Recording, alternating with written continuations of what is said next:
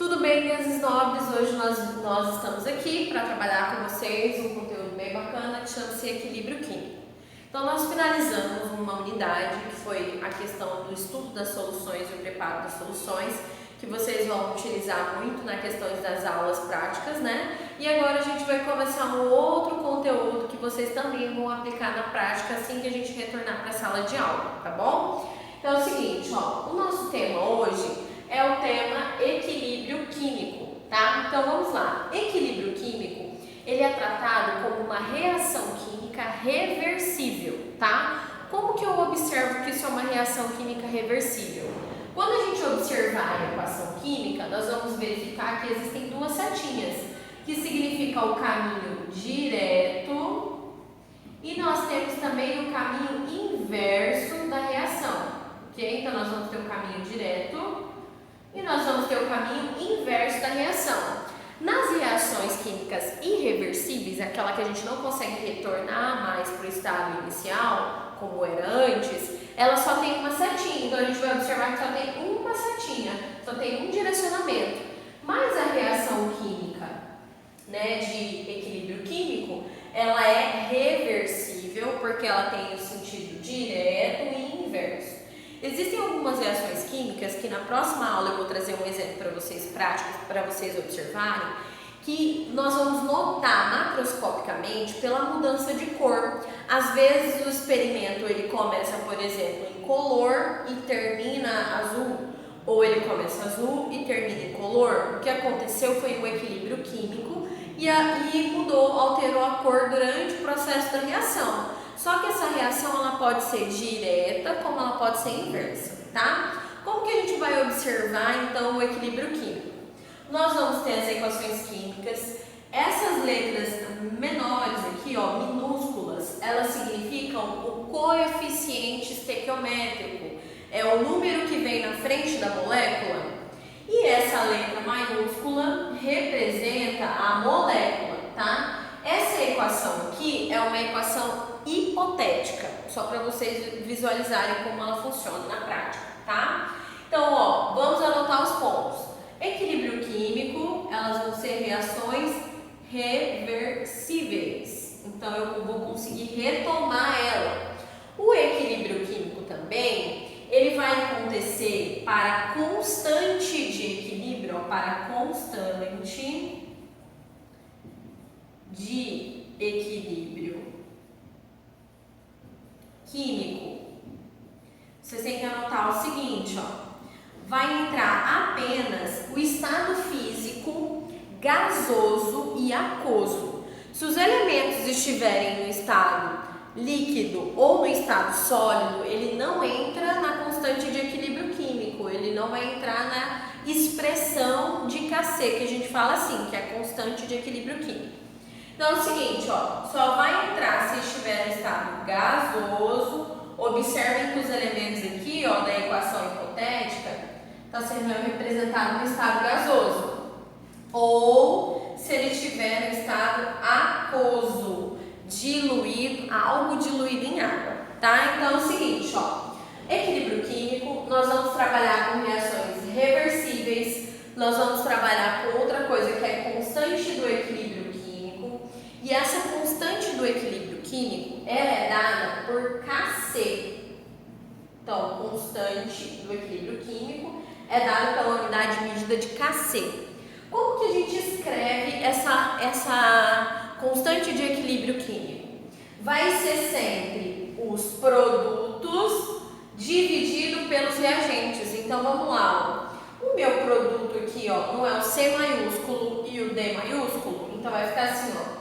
Czão elevado ao Czinho vezes Dzão, que é a minha representação da molécula, elevado pelo meu Dzinho, dividido por quem? Dividido pelos meus reagentes, que vai ser quem?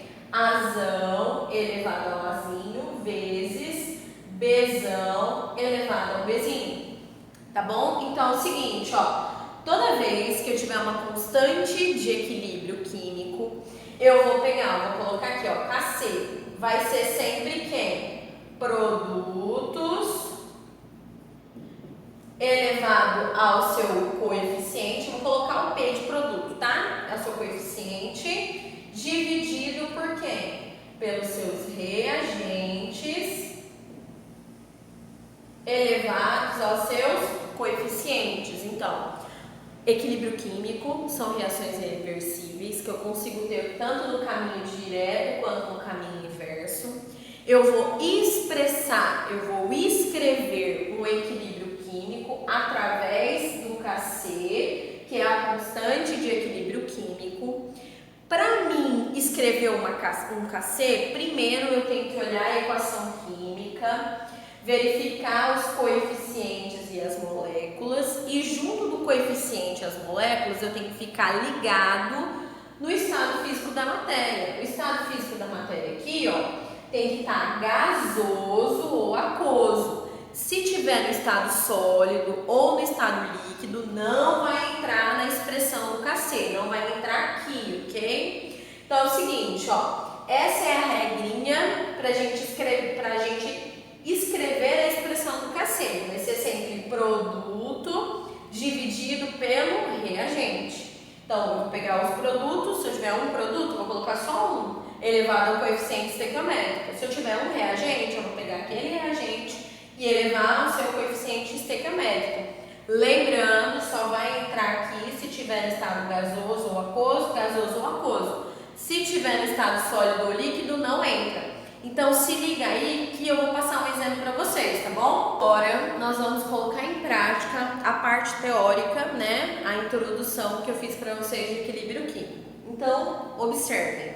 Esse exemplo aqui é da síntese, ok? É a síntese de quem? De Haber-Bosch. Síntese de Haber-Bosch foi a síntese utilizada para a questão da produção da amônia, tá, galerinha? Então é o seguinte, ó, nós vamos observar que nós temos uma equação química, né? Essa equação química nós temos os estados físicos envolvidos, ó, aqui os estados físicos envolvidos, e nós vamos montar uma expressão de Kc. Então é o seguinte, ó, nós vamos montar uma expressão de Kc. Observação. O que significa Kc? Equilíbrio químico. Beleza? É o que a gente vai escrever agora. Nós vamos observar e vamos escrever. Então é o seguinte, ó. O exemplo da síntese de Haber-Bosch é a síntese da amônia. Foi utilizada em larga escala quando foi produzido aquele gás, né? Utilizado na Segunda Guerra Mundial. E como que nós vamos observar para escrever essa expressão? Então, Kc, eu já falei para vocês que vai ser sempre o produto dividido pelos reagentes. Outra coisa, isso é um equilíbrio químico, por quê? Porque eu tenho assim, a setinha no sentido direto, então quer dizer que essa reação ela pode acontecer no caminho direto, mas ela também pode acontecer no caminho inverso, tá? Eu consigo produzir tanto do gás hidrogênio para amônia, quanto da amônia para gás hidrogênio e gás nitrogênio. Então é o seguinte, ó, quem é o nosso primeiro produto? NH3. Então, o meu produto é o NH3. E está no estado gasoso, então entra na minha expressão de Kc. E o coeficiente estequiométrico dele, ó, o númerozinho que está na frente, é 2. Então, NH3 elevado a 2. Dividido, aí eu vou observar o seguinte, ó. Quem é o meu primeiro reagente? N2, ele está no estado gasoso, então ele entra na expressão do Kc. N2 é a molécula, eu não separo ela, eu escrevo ela assim. Elevado, quando não tem nada, é 1. Então, aqui na frente não tem nada, é a mesma coisa de ter 1. Vezes, ok? Eu tenho outro reagente. Quem é meu outro reagente? H2. É a molécula de gás hidrogênio. Então, eu vou lá e escrevo H2. Só que esse meu H2, ele tem um número na frente. Ele tem um coeficiente estequiométrico. E esse coeficiente estequiométrico é igual a 3. Então, é o seguinte, ó. Se fosse para você escrever, né, a expressão do Kc, do equilíbrio químico, assim nós fizemos. Produto dividido pelos reagentes. Para calcular, porque a gente não vai entrar no mérito do cálculo do equilíbrio químico, eu preciso que vocês entendam quem é reagente, quem é produto e como eu faço para escrever essa expressão, tá? Que vai ser sempre produto dividido por reagente. Se fosse para calcular, que nós, como eu disse, nós não vamos entrar nesse mérito, ele ia te dar uma concentração em mol por litro de cada um deles. Nós íamos substituir aqui dentro, elevar, multiplicar e depois passar dividindo. Mas como eu disse, nós não vamos calcular a parte de equilíbrio químico. Então o que eu preciso que vocês entendam é o que é equilíbrio químico, quem é reagente, quem é produto e como eu organizo, como eu monto essa expressão, beleza? Então agora eu vou para a parte de finalização do conceito teórico de equilíbrio químico, tá bom, galerinha? Segue aí.